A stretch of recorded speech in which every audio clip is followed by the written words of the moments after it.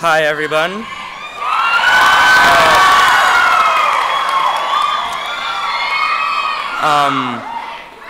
My name is Christian Oyen of the Integrated Arts Conservatory. I love you guys. I love you guys so much. And before I start, can I take a selfie with you guys? Is that cool? Like, here, let's get this going.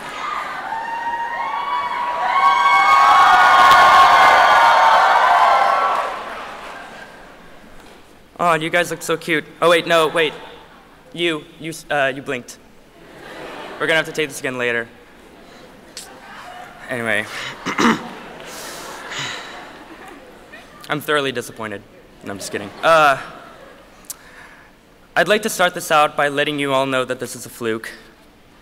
The fact that I'm here on this stage in front of all of you, accepting my high school diploma from Orange County School of the Arts is nothing short of a miracle. I'll tell you why. On my 3rd birthday, November 5th, 1998, I was diagnosed with autism. I had been showing signs for several months. I made repetitive motions with my hands. I mimicked words like a parrot rather than forming my own sentences. And I had earth-shaking tantrums over things like getting a single drop of water on my shirt. It's true. I could be at the beach or I could be at church. If my shirt got wet somehow, it would be off in a matter of seconds. It was my grandmother who caught on that something was up and influenced my parents to seek out a diagnosis. My parents then launched into a program that would last all the way into middle school, where for 40 hours a week, I met with numerous behavioral therapists. These were my best friends through elementary school. I remember kids would always come up to me asking why I hung out with grown-ups sometimes during lunch, as if this was something abnormal. They had no clue how cool they were. It was them, a handful of extraordinary teachers, and of course, my loving and constantly pushing parents who merely gave me the tools to want to be better.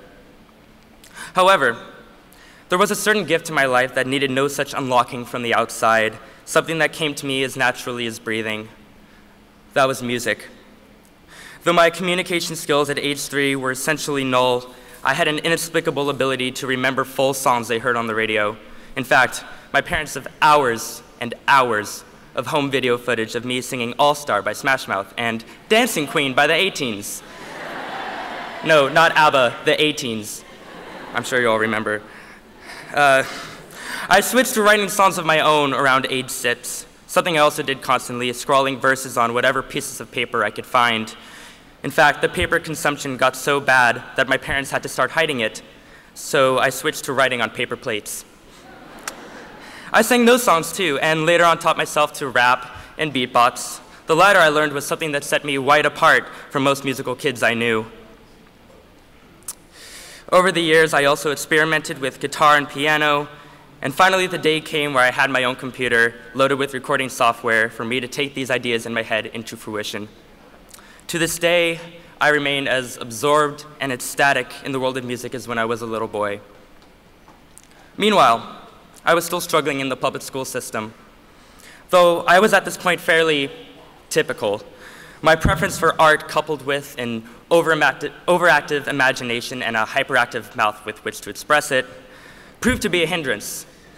The way education was approached seemed so logical and rigid, and yet the results so uninspiring.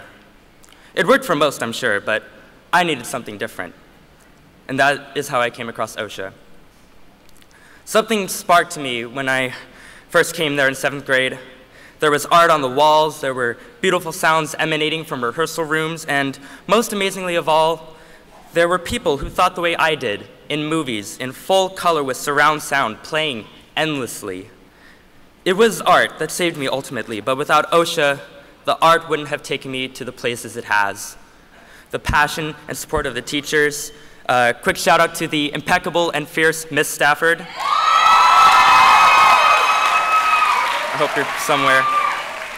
The vision of Dr. Opasik and the love and acceptance from the student body all came together to foster my growth as an individual and as an artist. OCSA showed me that different can be brilliant, that typical is as stiff a label as autistic, and that in general, there are countless approaches to this funny, complicated thing called life, and the only criteria you can judge it on is your own.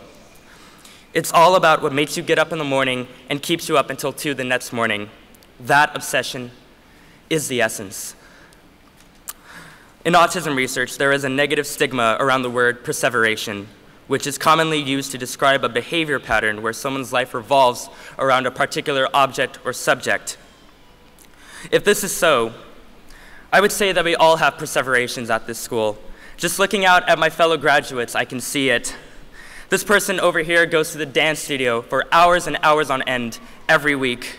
This person has been making short films and posting them on YouTube since she was 10. This person plays guitar until his fingers bleed, dreaming all the while of the day he gets to play the Greek theater.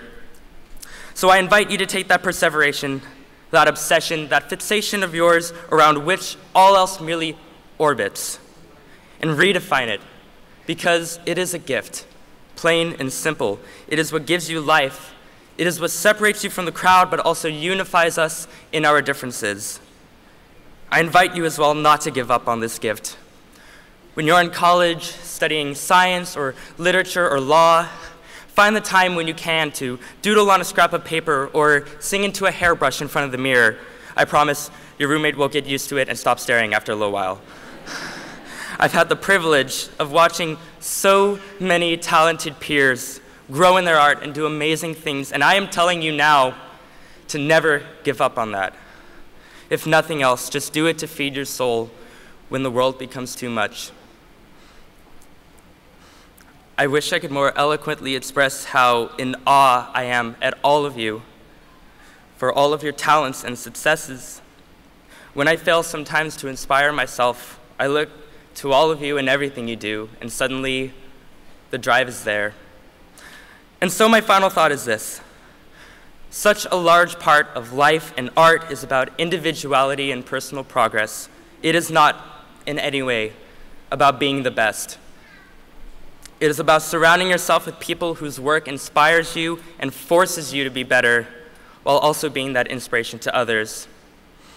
Against all odds, it worked for me. Thank you.